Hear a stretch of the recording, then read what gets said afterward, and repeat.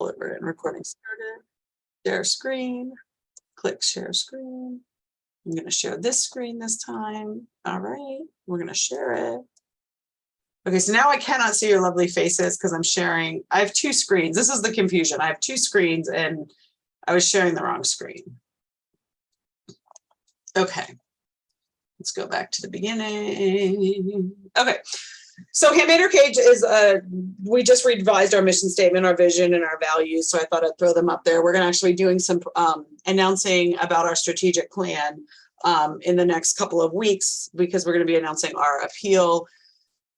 We do a fundraising appeal at the end of the year. FYI, many people don't know this. Handmade Arcade is a nonprofit. We are not a for-profit organization, which means we these are all like what we believe in, but we rely on the Friday night fundraiser event, the Friday night happy hour, the Saturday morning early bird tickets, donations, and the raffle to raise money at this event so that we can have one next year and so that we can continue to host year-long programming like our spring event, like the summer markets we did, and like the workshops and the youth maker programming that we do.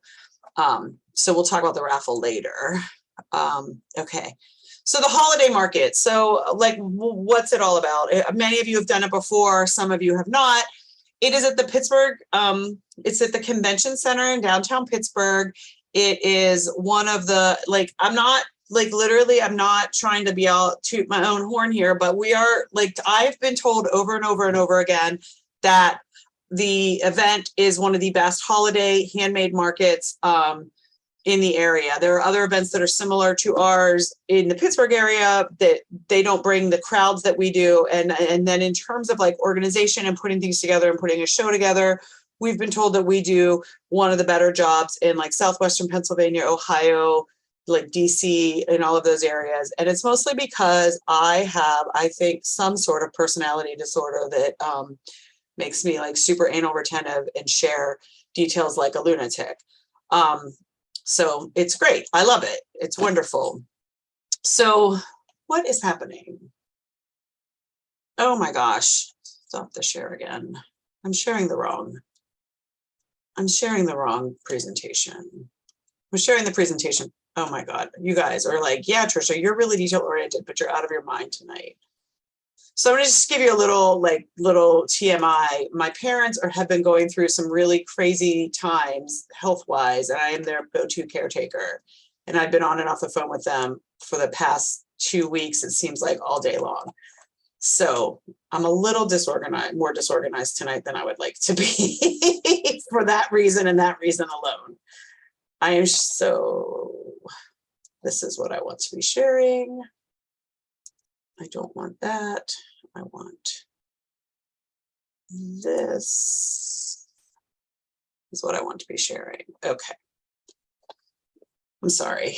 Anyway, the first couple slides are the same anyway, so it doesn't really matter. Trying not to waste your time.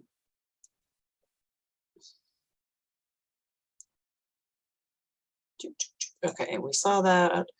We saw that. Okay, this is what I want. This is how I knew. So 2021, we had over 10,000 people come to the event.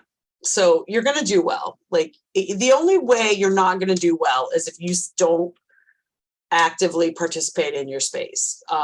We had over $500,000 in sales reported, and not everybody reported their sales. So it could have been, it's likely that it was more. And that is just what, you know, like we had some makers make a couple of $1,000s. We had some makers make over $10,000. So I can't tell you what you're going to make. I have no idea what you're going to make, but people tend to do really well at this event. Our audience is really committed to the shop small, buy local ethos. They come to the event with holiday gift lists in mind, and they spend money. So that is great. So you'll get a lot of exposure. So this is a picture from last year's event. We were in 2 halls last year because of COVID, so we were spread out further.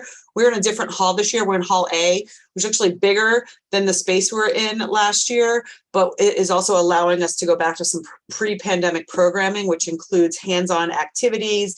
And we've got some bigger things happening this year. For example, the Pittsburgh Glass Center always had a glass sale for their glass makers at their location, And they decided last year that it wasn't worth it, that not enough people were coming to it. So they were thinking about discontinuing doing it. So rather than those makers lose an opportunity for a holiday sale, I asked the Glass Center to host their sale at Handmade Arcade. So like on top of 200 vendors, so 200 vendors were accepted from the 438 that applied. So there were we narrowed it down to 200 vendors. There'll be 250 booths on the floor. 27 of those are youth maker booths, so those don't get counted in the 200. And then the rest are sponsors. And then there are things, there'll be like a space for the Pittsburgh Glass Center booth sale. So like they will be sharing the event to their audience, which is like 30,000 people on their email list. And then the Frick Museum we're also partnering with them this year, and they're going to be on site doing a hands-on activity promoting a craft and folk art exhibition they have going on through January. And they're also going to be promoting our event, which is like another 30,000 people that will see the event that may not have seen it before. Our email list has 11,000 people. So by partnering with these organizations, it maximizes exposure, which is really smart, I think. So now we're going to get into the nitty-gritty details. So so the event is 2 days. It's Friday, December 2nd, and Saturday, December 3rd. The way we did it in the past, we would have everybody load in on Saturday, and we would like start at 5 a.m. and it literally it was a nightmare. It was awful. It was exhausting. It made you want to cry. Everybody was stressed out. It was just too tiring. So I think in 2018, we decided to start letting folks load in. We started giving them the option that you could load in on Friday or Saturday. Most everyone chose to load in on Friday from 12 to 4. And then the Saturday morning people were like, I wish I had done that. Why didn't I do that? And then we just discontinued the Saturday morning load-in because so few people were doing it at this point. So the loading dock will be open from 12 to 4, and you will be assigned a table and you will be assigned a load-in time. And I will show you how that works in a few slides. You'll have a window of time to come to load in. Only load in during that time. Don't come earlier. And if you're running late, but do your best to get there in that time frame because there's a lot of you. When you arrive, one of two things will happen. And this is dependent on how many people arrive at once and what's going on and how many people are on the hall floor. Some of you will be allowed to drive your car right up to your booth, depending on the size of your car, depending on what's going on the floor. You'll be able to, and then some of you will be asked to park in the loading dock, and the Teamsters will have carts. They move really fast and they will help you unload and get everything to your table. Please don't park without checking in first. Don't just park and then start unloading your car. Don't just try and drive in. There will be people in the loading dock directing you. When people just decide to take it upon themselves to do what they want, then we get a backup. And this is a really, really, really well-oiled machine. We've been doing it since 2011. The folks at the convention center have told us that we are one of their easiest load-ins because I think I really had come down hard on some of these rules. So just check in with whoever's there. It might be a security guy in a yellow jacket who's like, yeah, go ahead, go up the ramp. It might be one of us. It might be one of the Teamsters, but just make sure you just are told what to do before you do it. So this part of the event, when everybody's trying to load in, it can feel really, really stressful, but we always get it all done. The Teamsters are great. The convention center is great. You guys are all great. For the most part, I like to say that the only person who's allowed to have a panic attack at Handmade Arcade is me. I have one every year. But everything always happens, and you will have enough time. So more load in. There'll be 4 Teamsters to help on Friday. So this is really, really important. The Teamsters have to adhere to certain rules regarding unloading and pushing carts. You can't just grab a cart and start pushing it. You're just not allowed. They are a union. It's a union-run convention center. They have to follow the rules. So we have to be respectful of their rules, and follow them. They are the nicest people. There's one Teamster in particular who I request every year, Amy. I absolutely love her. I would invite Amy to Christmas dinner at my house. So please don't be mean to them. If you're stressed, if you're freaking out, if you're running late, just take a deep breath, like just get a little Zen, do some yoga breathing. Everything will be fine. I get really sad if I find out somebody has been rude to the Teamsters. They never tell me specifically who, but they do tell me, and I really, really love them. So just like, be patient with them. Sometimes we'll get somebody who's like fresh, like, just remember everybody's has their own shit, and they might have just dealt with somebody who was really stressed, and they might be stressed, but they're really great people. So here are the rules. You unload your car as quickly as possible. You either unload it on the loading dock and cart it into your space, or you'll unload it, you'll drive onto the floor itself. Don't use your neighbor's table, and don't put your stuff in their space, because the way the load in happens is like your group is all loading in at the same time, like you're all assigned to the same time frame. So the people around you will show up any minute. Like, so it's confusing, and it's weird, and it's awkward, and just like, don't do it. Just, you have your space, you have 10 by 10 space. While you're loading, you can use the alley, like that's in between the tables. Not the in between the tables, but like in between the rows, but don't put stuff on the tables next to you. I've seen more like crafty awkwardness and crafty commotions, call it, happen because of that. So just please don't do it. Pack your items for easy transport. If you have it, or if you have your own dolly, bring it. But what I mean by easy transport is, like, if you can pack all your stuff in like a wheelie suitcase and wheel it in, just in the event that you're not able to drive up, don't count on the fact that you're going to be able to drive up to to your table. If you can transport your own stuff in, then you don't have to wait for the Teamsters and a dolly. So like, think about that. Don't start setting up before moving your car. There are about 4 things that make me really mad, and I'll tell you what they are while we're throughout this presentation. But the thing that makes me the most mad on Handmade Arcade Day is somebody who doesn't move their car and adhere to the car rules. You unload your car, you go and park your car, you come back in, you start setting up. If I see you setting up and your car is still there, I'm going to come over and I'm going to use my voice that I use with my teenagers, which isn't angry. It's not yelling. It's calm. And it's actually way more terrifying than just about anything else, I've been told by people who know me well. True story. Also, Sam knows. Sam's seen it. What, Sam? Also, turn your engine off while you're unloading. Yeah, turn your engine off while you're unloading. Good advice. Yeah. So once your items are out of your car and at your table, return to your car immediately, leave the hall or the loading dock. Please drive very slowly. We have people like literally squeal out of the thing. It's scary AF. Please drive super slow. Like, I'm like talking like 5 to 10 miles an hour. I drive the U-Haul through there so slow because it looks huge when it's empty, but it's not that big. There are a bunch of garages downtown. I have them listed in an upcoming slide, and I will be sharing this presentation. It's also on the website. Go and park in one of the garages. On Friday, your best bet is to park in the Greyhound bus garage. That's the least expensive garage downtown. And then you return to your booth by entering the 10th Street entrance, the East Lobby entrance. Then you can start setting up. And see, I'm so passionate about you not setting up before you move your car that I put it on both of these slides. So here's like a map, like here's like a schematic of the outside. So one of the things that's really hard about the convention center is actually finding the loading dock.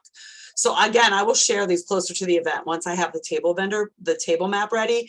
But so you'll see, this is the 10th Street. So when you come to the convention center, if you've never been there before, you will go, there's the parking lot here. This is Penn Avenue is up here. The hotel, if you're getting a hotel, the Westin is across from Penn Avenue right here where my mouse is. So you'll pull in here and you'll be able to drive right up on this side of the 10th Street, and you'll see that there's like a drop-off area here. So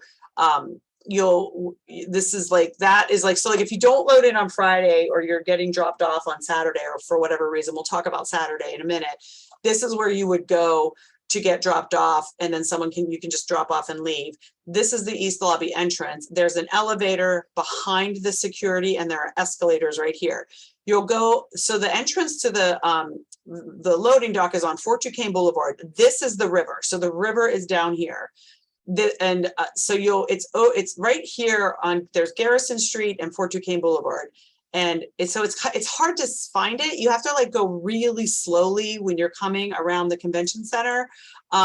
So like you'll see here that this is Fort Duquesne Boulevard. This is the entrance right here. If you go like, if you like start to go down this road, you might end up having to go over a bridge, and that just is gonna stink for you. So you really want to try hard not to miss it. It's not well marked. So this again, like this is the entrance to it. So you'll see that it's on there, the loading dock, but if you go past, like if you pass it, you got to go around the block again and come back in. So usually what happens is that there is a security guard down here waiting to let people in. 87% of the time, that security guard is grumpy and mean and is going to pretend like they don't know that there is an event there named Handmade Arcade. I think it's hilarious because I am old and I've been doing this for years, and this kind of stuff just like doesn't affect, I just don't care, and I laugh and I just say, no, it's here. So if you're one of the first vendors to show up, they may not know, or if you're like one of the first ones on a shift change, but just say I'm loading in Hall A, and they should direct you. I'm not sure if you'll go straight or up the ramp. I think you'll go straight. Here's just another view. Like if you were coming from the 10th Street, like I was pointing out earlier, you would be facing the stadiums are in front of you, and then you'd make a left in here. If you go to that light, you've missed it. It's right before that light on Fort Duquesne Boulevard.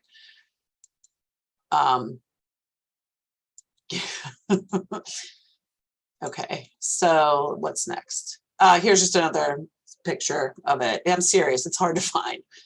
Okay, so this is the hall map. So this is not the hall map for this year. This is last year's hall map. This is what you're going to get hopefully within a week.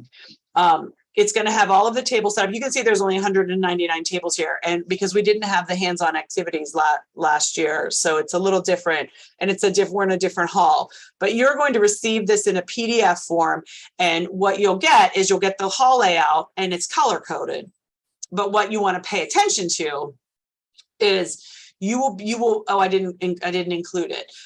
You'll get an alphabetical list of all of your your maker names, and then you'll look up Luster, which is Sam's business, and so she'll look in the alphabetical list. She'll see Luster. She'll see she's at table 79, so she'll look and find 79 on the map, which is right here. And then she'll go to this part, and she'll see that you'll see it's color coded. Look at that. I love colors. So like you can see that it's color coded. So she's in table 79, which means that she's allowed to enter the hall between 1 and 1:30 p.m.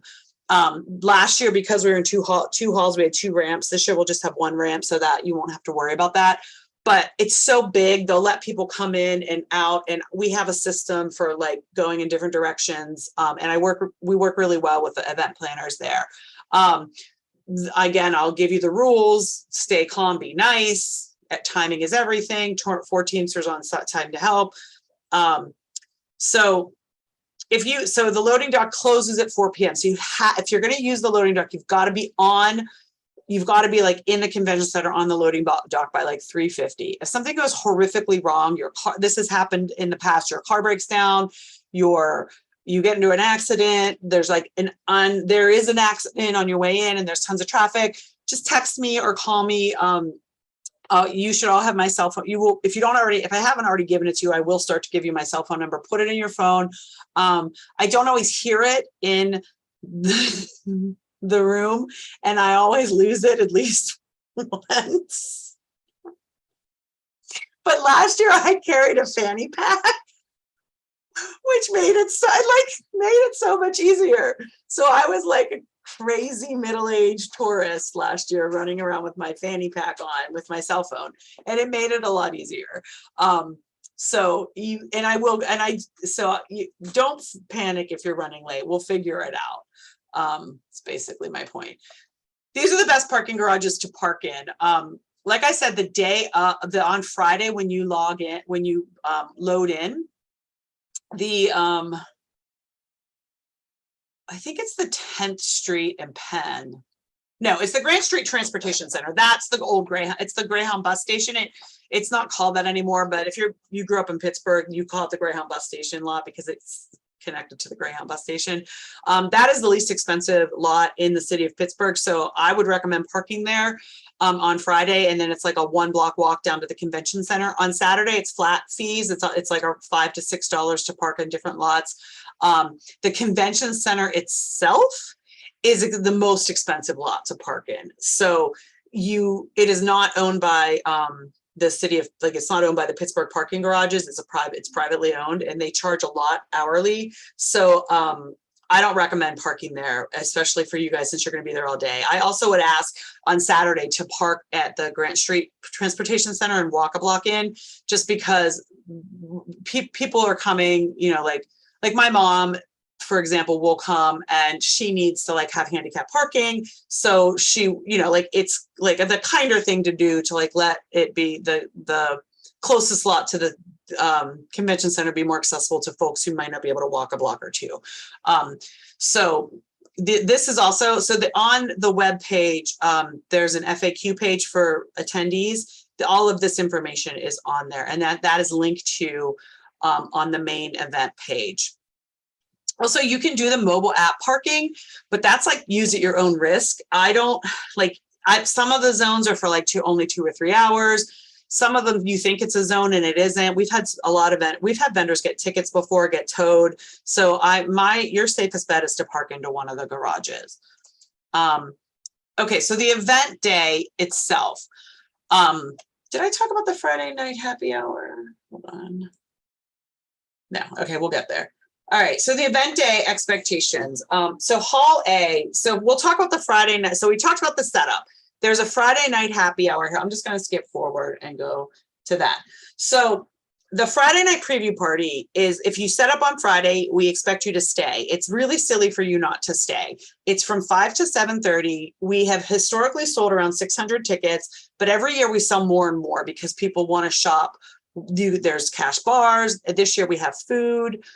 Concessions, you have to pay for it, but we have it. We always give away around 200 tickets. My goal for this year is to have about 1,000 people come to that. As vendors, you're allowed to have helpers. So if you want to bring, let's say on Saturday, you plan to have 1 helper with you, but on Friday night, if you want to have 2 or 3 helpers so that you can take turns shopping, looking around, you can have your helper stay at your booth. You can go meet and mingle and see some vendors you haven't seen for a while. It's a very low stress way to make some early sales, but more importantly, like I mentioned before, it's the easiest way to set up the event. Handmade Arcade can never be on Saturday to Sunday. As much as I would love to do a Saturday to Sunday event, not a Friday to Saturday event, we can never do that unless we double your table fees. And the reason is because the convention center is union run, that all of our fees for everything, like all of the Teamsters, all the stuff that we would need to load out on Saturday, it's all time and a half. And then our final bill for the convention center is, I'm going to just estimate. I think when it's all said and done, we pay the convention center around $30,000. If we did a Saturday, Sunday show, that would bump it up to $45,000. So it's not worth it. And we're not going to get more people shopping if we split it from Saturday to Sunday. So it's just never going to happen. So you can put that in your comment at the end, at the survey, that you think we should do that, but it's not going to happen. So just because the fees would have to go up. So the Friday night, it's fun. I mean, I think it's fun. I enjoy it. It gives you a chance to relax, get your booth you can really hone your booth. You can be setting up while it's going on. You can be visiting people. If you want to walk away from your table and not worry about sales and shop, you can do that. You want to go get a drink, you can do that. Do whatever you want to do. But we ask that you're there from 5 until 7:30. I believe I have the times wrong in here at some point. At 7:30, I basically go old school, punk rock bar, and I get on the microphone and I'm like, you don't have to go home, but you can't stay here. And I make everybody leave because I'm tired and I want to get a good night's sleep before I'm back the next morning. So people leave pretty quickly. I start to make announcements like we're closing, finish up your final sales. And then vendors just leave. Like the security is, they lock the room, there's on-site security, you can leave everything there, you don't have to cover it, you don't have to worry about anything, just take your, I would just take your any cash boxes with you. All right, so I'm going to go back to Saturday event day expectations. So Hall A reopens at 7 a.m. for vendors. We ask you to be back at your table and ready to sell. Is the latest at 9 a.m. The early bird shoppers enter at 9:30 and they have an hour and a half to shop before the crowd comes. One bit of advice I'll give you, and I believe Lucy is now in the room and she can tell you that I am not making this up. Don't cut it close. You don't know what's going to happen. There is construction. You will go to turn on a bridge and the bridge won't be there. Sometimes in Pittsburgh, this is, local folks know, sometimes buses fall in holes right outside the convention center 3 weeks before the event. And it just is, it's just a hole and you can't turn down that road. Sometimes bridges just collapse into nothing in Pittsburgh. So we have an infrastructure problem. So like plan ahead. If you want to be, if you're like, oh, I'll get there, whatever, like plan that there's going to be traffic, plan that it's going to be hard. I know a couple years ago, there were more events going on in the city of Pittsburgh. I think it was in 2019. There were more events going on in the city of Pittsburgh that weekend than we knew about. And vendors were struggling to get parking. They were running in, they were stressed. So just think about that.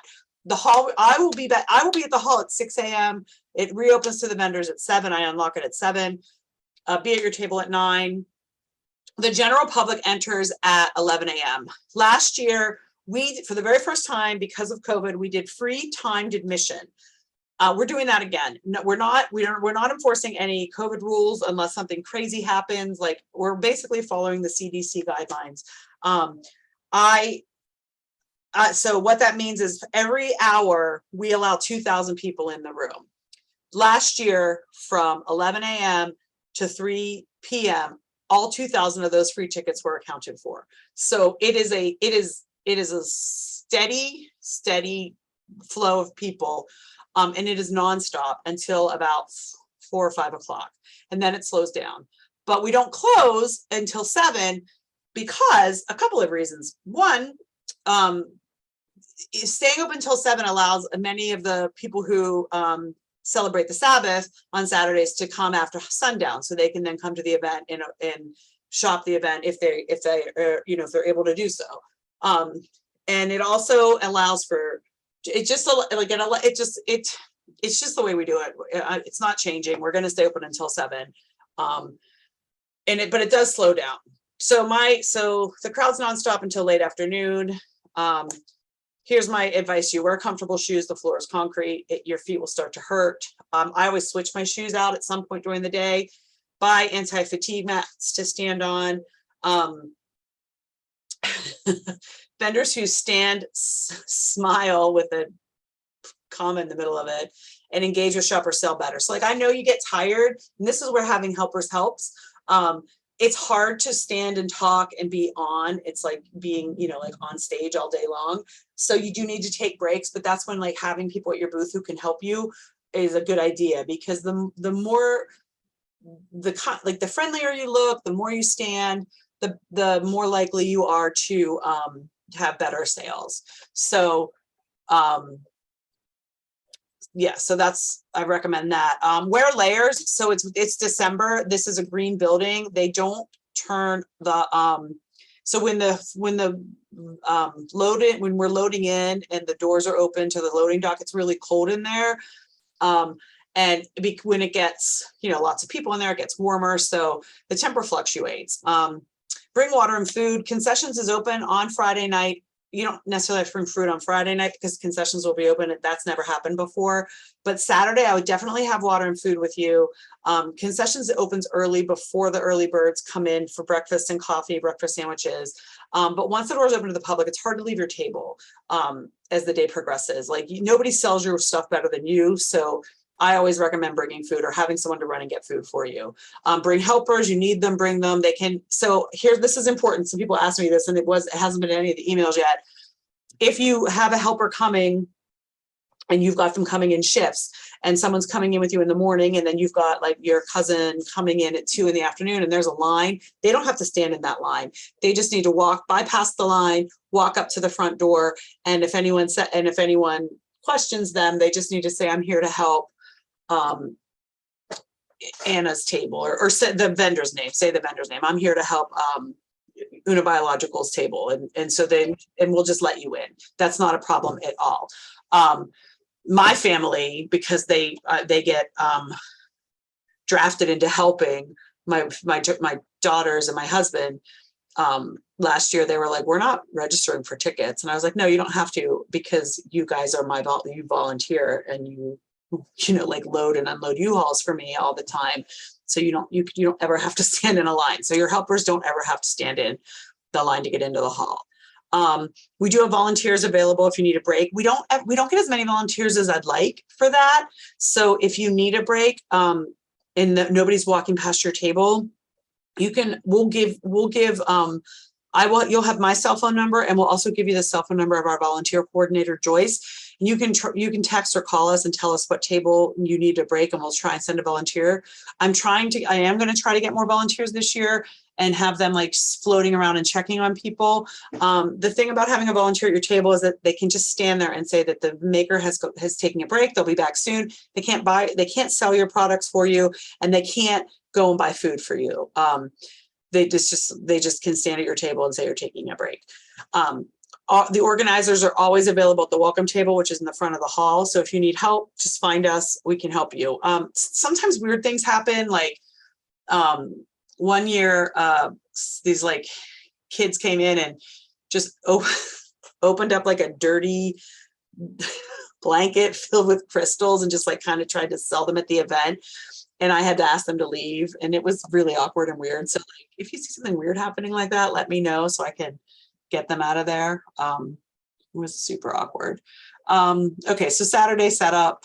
Okay, so this is kind of already talked about this. So we really, really, really want you to set up on Friday, but we understand that not everybody's going to be able to do that. And we don't want to make that a barrier to participation.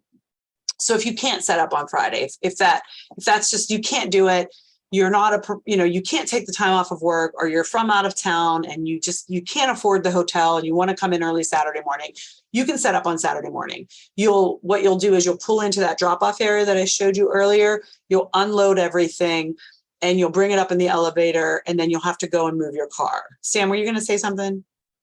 Yes, I'm sorry. Sarah Beth's asking in the chat if we can use our personal carts and hand trucks. Yeah. Or need to Yeah, use the so Teamsters? 100%. Yeah, you don't have to use the Teamsters stuff. Like if you come up and you just want to if you don't even want to drive up onto the floor on Friday or on Saturday, if you have your own personal carts and you want to just do it all yourself because you know it's faster and easier, and you don't want anyone acts like dropping your crate full of glassware, 100%. Do whatever makes it easy and stress-free for you, you do.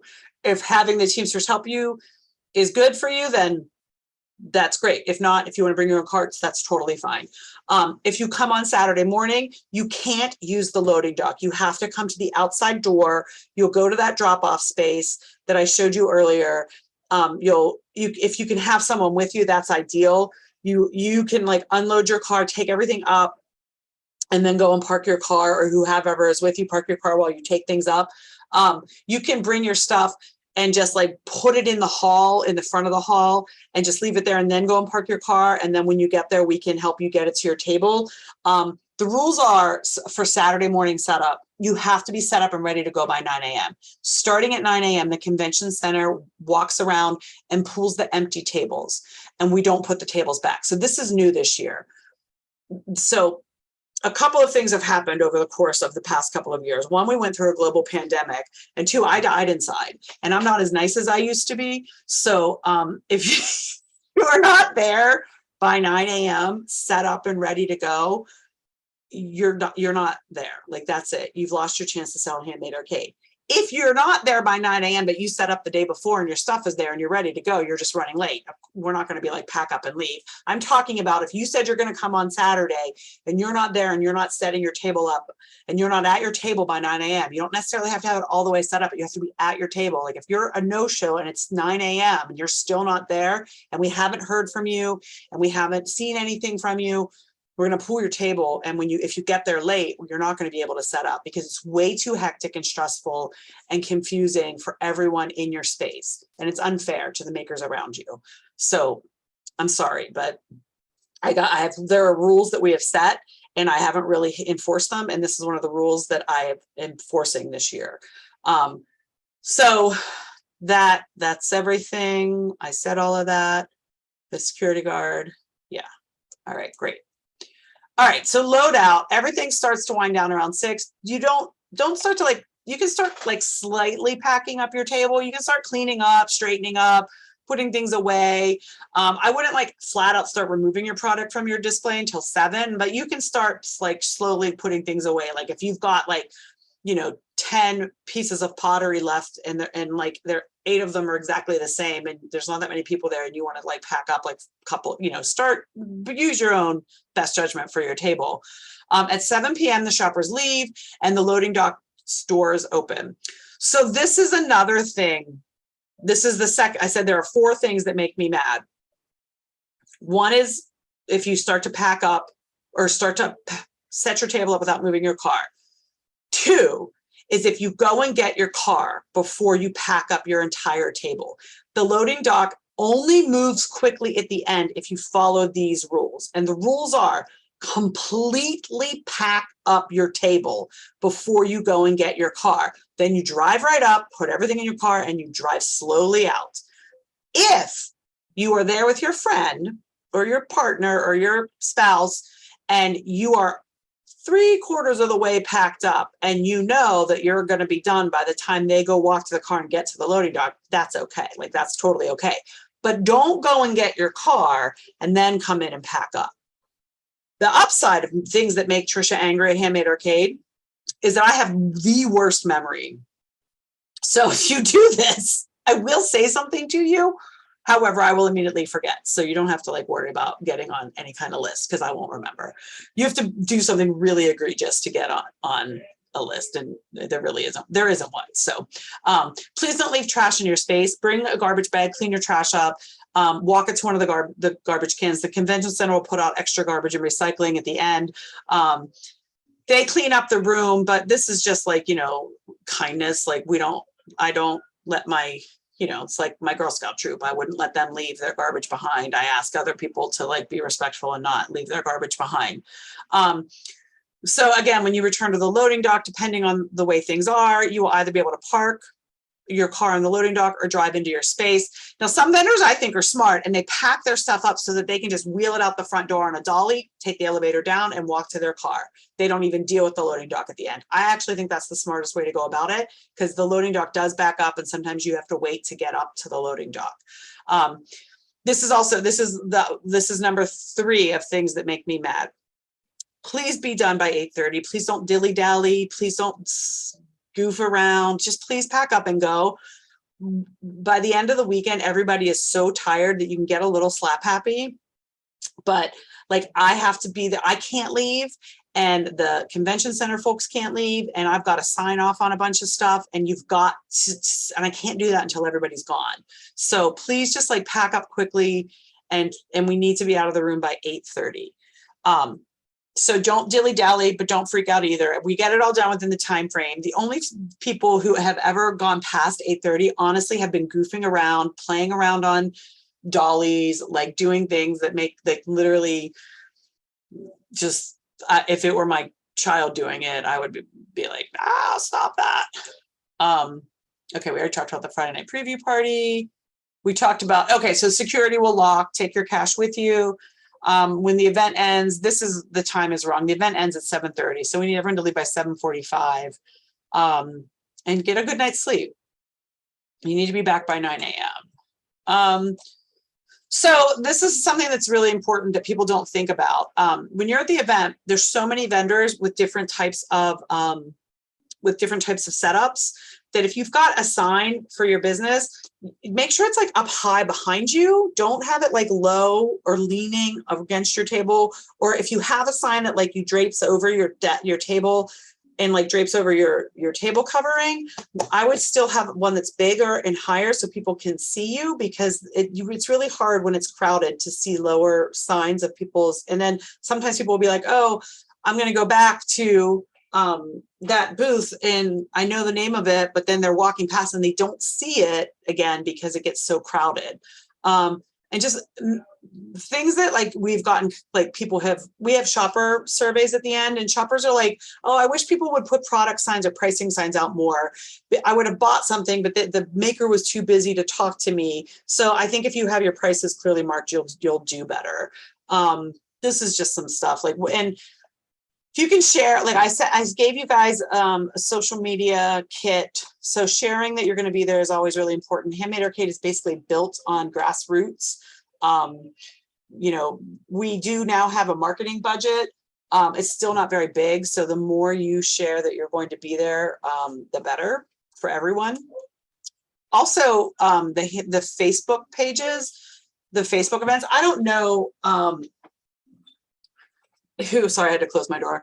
I don't know a lot about social media. I know like I say, I invite people to the Facebook events. I know that like, it reminds me to go to things when I say I'm going to go to them. It's, if you are a user of Facebook, we have events for all three. It can't hurt to invite people if you use it. So this is the final thing. So communication. So Handmade Arcade only has one employee. So that's me. All of this stuff happens because I spend 10 to 12 hours a day from now into the event. I mean, I have been at my computer organizing all these little tiny details that like nobody even thinks about. Like you can't even imagine the minutia that goes into planning this event. But part of the minutia is that I write emails and they have all the information that you need. It's there. You just have to read it. So I'll do my best to answer questions in a timely manner, but close to the event, I can't the last time I have. If you have a question that you feel like maybe it was shared or maybe somebody else might know, that's a good place for the Facebook group. Ask questions there. Don't use the Facebook group to promote other events that you're going to be doing, because that's not what it's for. Nobody, like, not to be rude, but like, I don't care that you're going to be at another event. What I care about is that you're going to be at my event and you're going to read all the communications. The private group is just for us to communicate, to ask questions, to get questions answered, for that kind of stuff. After the event, if you want to share stuff, like you want to or if you want to like just post like, hey guys, I'm feeling really burnt out. I need some inspiration. Like that's fine. But other like things like posting like that you're going to be in an event, it's not, I don't know, just try not to like clutter things up. But like if you're like feeling like really stressed or really burnt out, or you need a pep talk, whatever, that like do it there. Like that's what we're there for. Remember, self-care is super important this time of year. Follow our social media pages. We announce a lot of information for attendees that helpful for you to know. Share your participation, blah, blah, blah. Invite everyone you know to the event. Okay, so insurance, business insurance. We don't require that you prove to us that you have business insurance because we don't have the capacity to collect all of that data from everyone. But that said, part of the terms and conditions that you agreed to is that you agreed that you would take care of, you are solely responsible for all taxes, licenses, personal businesses, liabilities, and insurance. What does that mean? That means you should carry business insurance. If you're not already carrying business insurance, you're really, really taking a big risk in terms of being a small business owner. I don't have any stake in the game, but I know that artists, crafters, and tradesmen is a good place to go for business insurance. They have good prices, and many of them and it's specific for artists. So many artists do use that.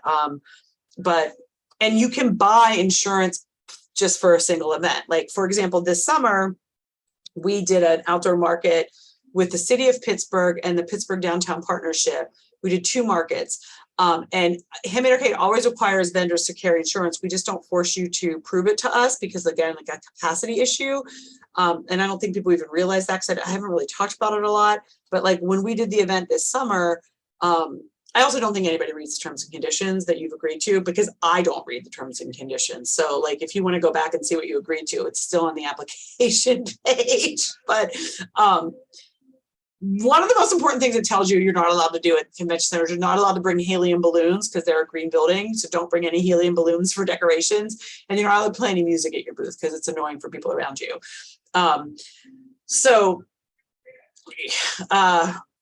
So yeah, so you're supposed to care. So like the city of Pittsburgh and the PDP makes you like prove and like do like a co-naming for insurance, but we can't do that. I mean, the goal of our strategic plan is to hire some staff, and maybe next year I'm going to make you prove it. But in the meantime, it's good faith. I hope you have insurance. I sent an email out today that was a reminder about the virtual market and about the raffle basket donation. So this is like really, really, really important to Handmade Arcade. It's one of the ways we fundraise. It always brings in a couple of $1,000s, which helps us, especially with like some of like the spring show that we do. So if you go to that email today, and I also posted it on the Facebook page, there's a link where you can let us know if you are planning to donate. Almost all of you said that you would donate to the raffle. It's not required, but you don't have to give us like some huge amount. I mean, small items are great because what we do is we put them together and we make themed baskets. That's something that Sam always helps with. And we make themed baskets, and then we pull winners.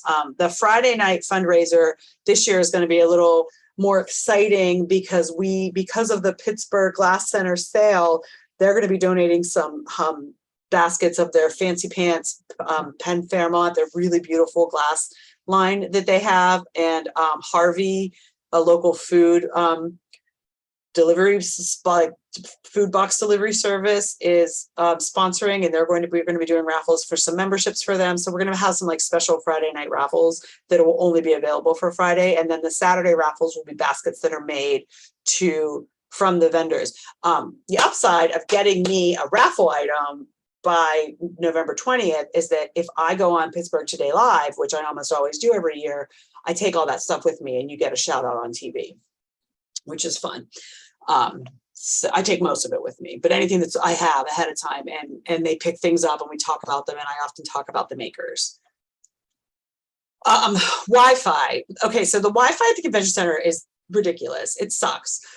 It's expensive to have Wi-Fi turned on for the room for the day. It's way out of our budget. So there's a couple things you can do. You can create a hotspot with your phone, and you can do credit cards that way. If anybody in the room has suggestions for this, because you use it more than I do, you can sign up for the daily Wi-Fi rate. I believe is like $70. It was last year, and it allows you to take credit cards. Many vendors use the data plan on their phone for their credit cards. I know some vendors set up like a little Bluetooth with their phone and have run their credit cards.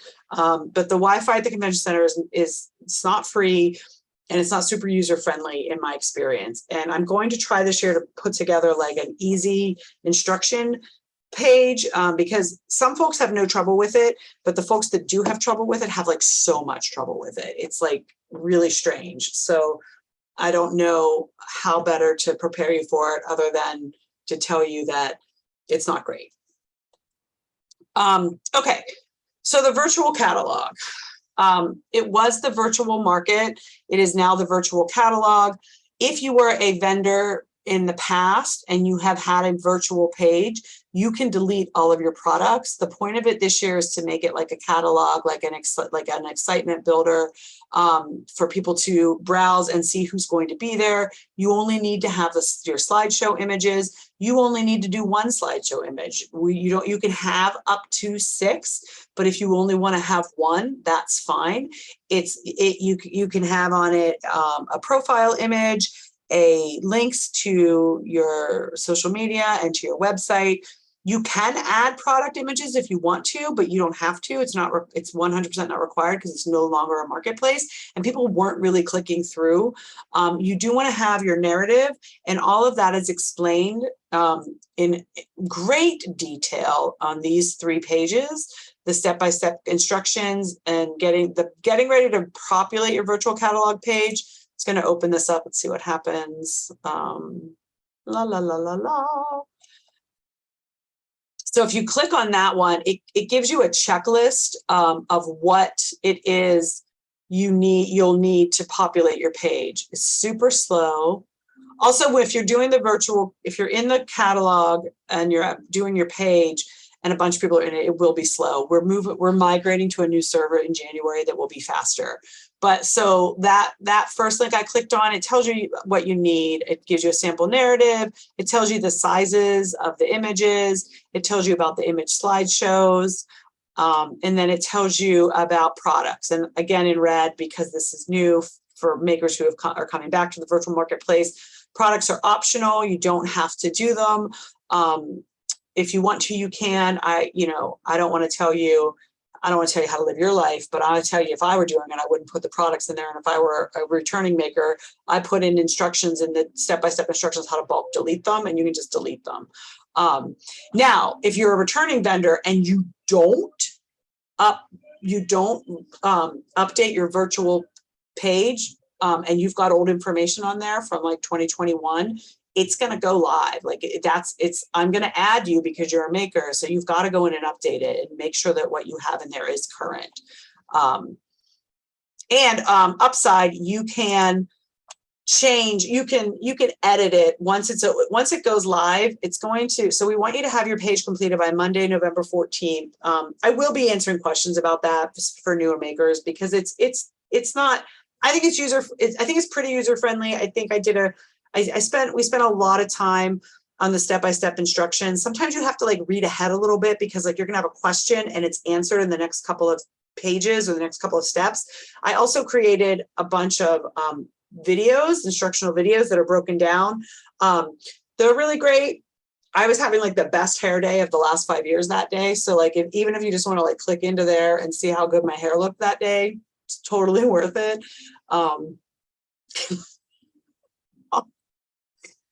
So we want you to have them live by Monday, November 14th. They're ready to go. And we're going to launch the catalog when we do our next press release, which is the 16th. Yes, Samantha B. Hello, we have a question in the chat. Is it required to post to the virtual page if you are a maker? Yes, I mean, yeah, because otherwise you're gonna be added to it because you're a maker and you are going to have an empty page and it's going to look bad for you, not necessarily for us. Is there a reason why you don't want to do it? Is it like a tech? If there's like an accessibility or like a tech inability, like if you're not tech savvy, just like I've helped people with it before. You can reach out to me for individual help. What is that? I think there's maybe a tech challenge, but yeah. Yeah, that's fine. I get it. Like there are some yes, tech challenge. I help tech challenge people with this all the time, and I don't mind doing that. Many times if you're tech challenged, I know exactly who's posting. So I know that it is a lot easier for me to say to you, send me these links, send me 3 pictures, send me like 4 sentences, and in the time that it would take me to even show you how to log in, I will have your page set up. So don't worry about that if it's tech challenge, if it's a tech challenge thing. But for you younger folks and anybody who's on the TikTok, you can do this. I just downloaded TikTok about a month ago, and boy, does that waste your time. Okay. Another question.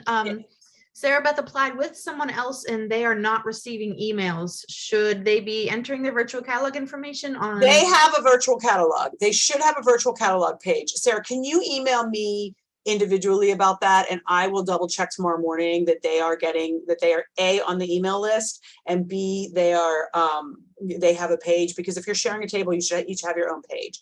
But sometimes when you share a table, the way my spreadsheet is, I miss it. So if please just send me an email, Trisha@handmadearcade.org, and I will I'll double check that and make sure that that person is getting the stuff they need. Anything else? I see there's a lot of stuff here. I'm just going to go through it. Security guard is made of pure salt. Yes, that's true. Fanny packs are coming back. Also true. I'm going to buy a pack this year. I'm really excited about this. I'm going to get one. That's a vendor who makes fanny packs. Oh yeah, sometimes there's another huge event at the convention center. It's extra packed. There is going to be a big event. The cheerleaders aren't there this year. For anyone who's been there during the cheerleading convention, I always call it glitter and tears. The glitter and tears kids are not there. Our bathrooms are always filled with glitter, little tiny people covered in glitter and crying. So that's not there this year, but there is some sort of like sample sale, something fancy. It's been there before. Some kind of fancy clothes sample sale. And I don't know anything about fancy clothes because I'm a screen printed t-shirt kind of gal. But there is going to be another event there. So, yes, Pittsburgh. The initial crowd surge is magical. Yes, drink 3 times as much water as you normally would. That is great advice. That is great advice because you are going to dehydrate. And dehydration, as I tell my little athletic children, is the silent killer. What if you're going to be there alone? Yes, volunteers will be there for a potty break. I definitely think that you should make sure you have whoever, if you're there alone, have my number and make sure you get Joyce's number in your phone to call for breaks. Yeah, we have volunteers. My goodness, LOL. I wonder what. Okay. Personal carts. No, you don't need to be covered specifically for this location. You just for insurance. You just need to have insurance. Handmade Arcade buys a big insurance policy to cover individual vendors as well, but we just want you to have insurance. Just, I don't know. I've never, like, knock on wood, it's never been an issue, but you know, it's not you really should just have it. Thank you. You're welcome. I don't know what that. Okay. Okay. Okay, so if you can't drop off for the raffle, if you can't drop off, you can mail it. Mail it to Handmade Arcade headquarters, which is my home.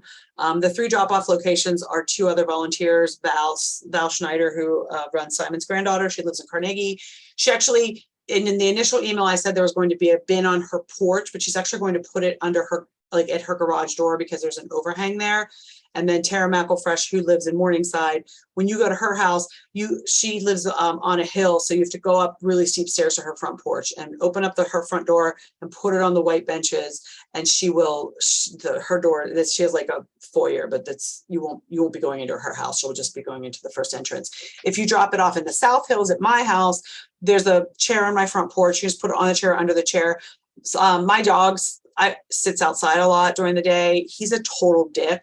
So like he will bark at you. So if you're coming to my house and you see him out, just text me or call me because that means I'm home.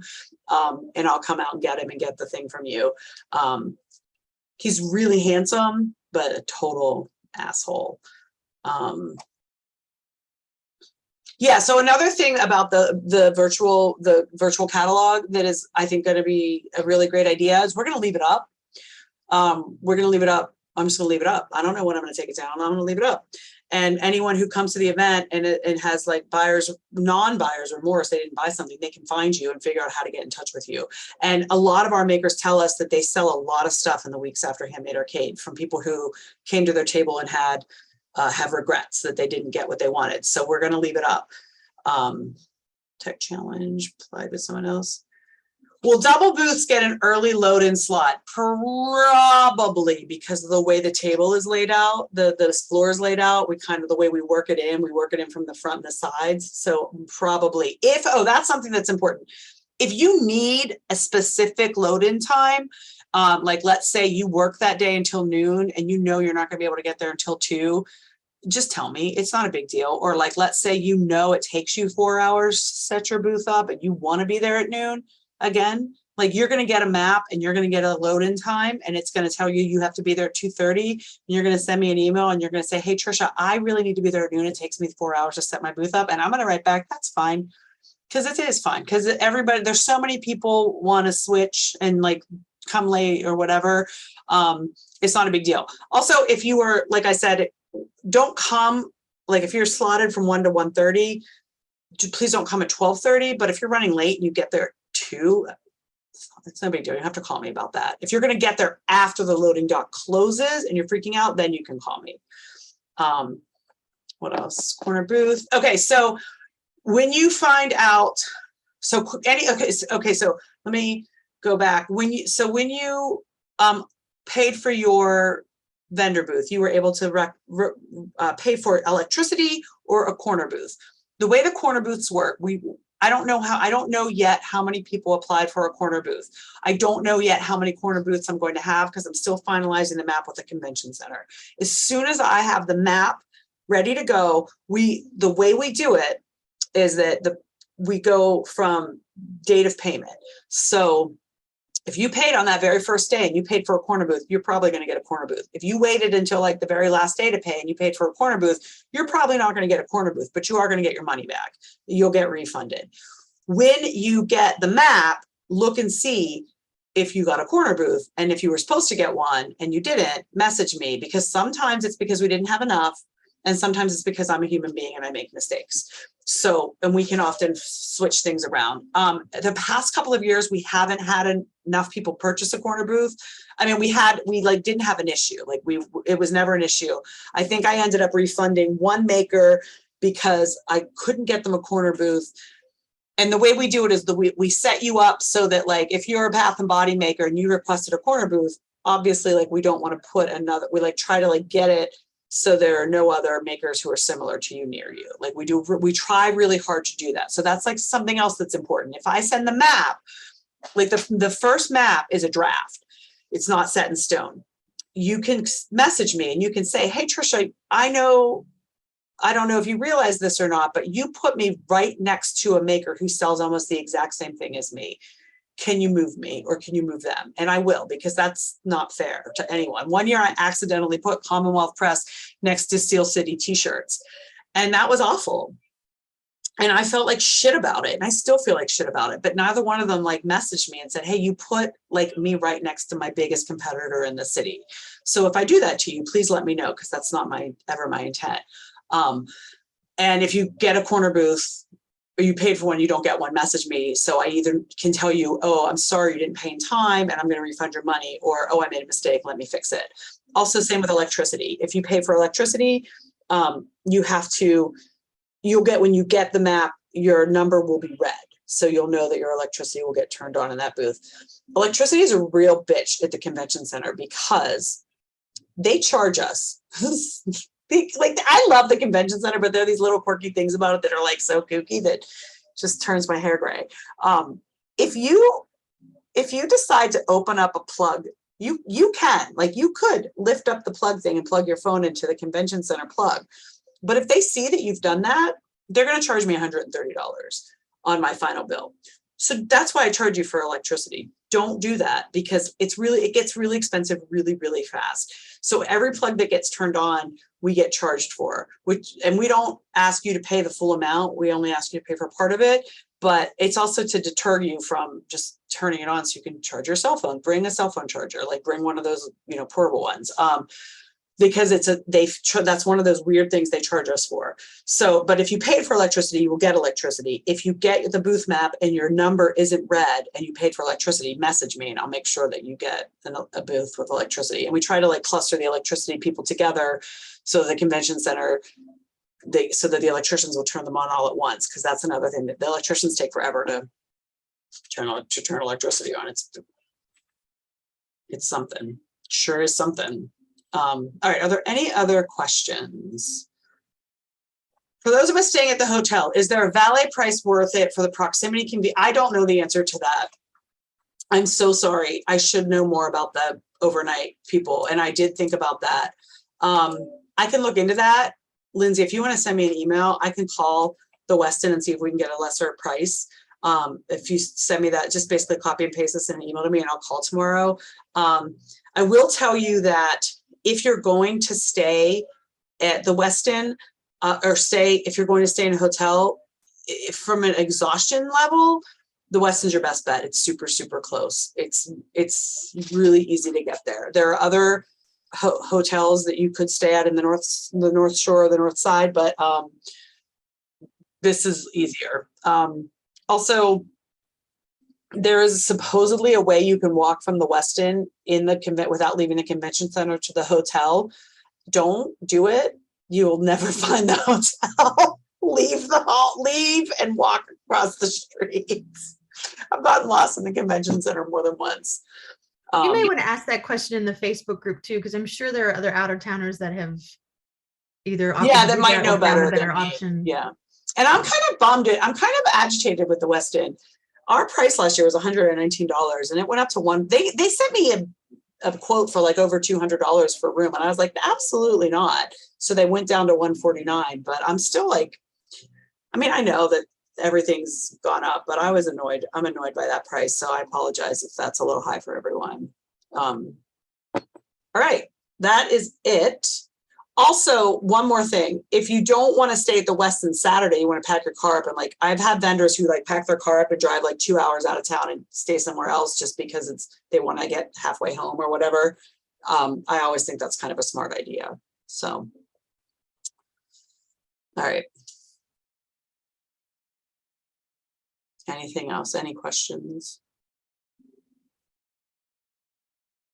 It's not that hard to get from the Westin to the convention center. The bridge is on. Yeah, no, it's not hard at all. I actually think one time, Marilyn, you ate dinner with my mother-in-law at the Westin. I did. Yeah, I did. But I used to work at the Westin. Yeah. So when it was the Vista, so maybe that's why. But the bridge is on the second floor. Oh, okay. Walk across the bridge, it opens into the convention center. Okay, well, I can never find it. I'm not the smartest though with directions. Marilyn, my mother-in-law comes in from Connecticut every year for this event because she loves it so much, and she gets a room at the Westin, and she had dinner once with Marilyn in the yes, it was me and Buttercup and Thistle, Emily. Yeah. I didn't know that was your mother-in-law. Yeah, we had a great time. She's fun. Yeah. I like her, but I like that she lives in Connecticut too. Okay, everybody, this was, I hope, super helpful. I am here. Like I said, you can try to find the answers first. I will answer questions.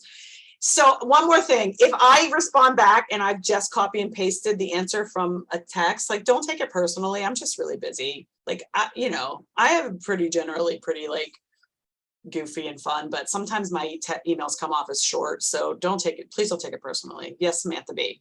There's one more question. If you have 2 vehicles, can you drive both in or load in at the same time? I don't see why not. I think that people have done that before.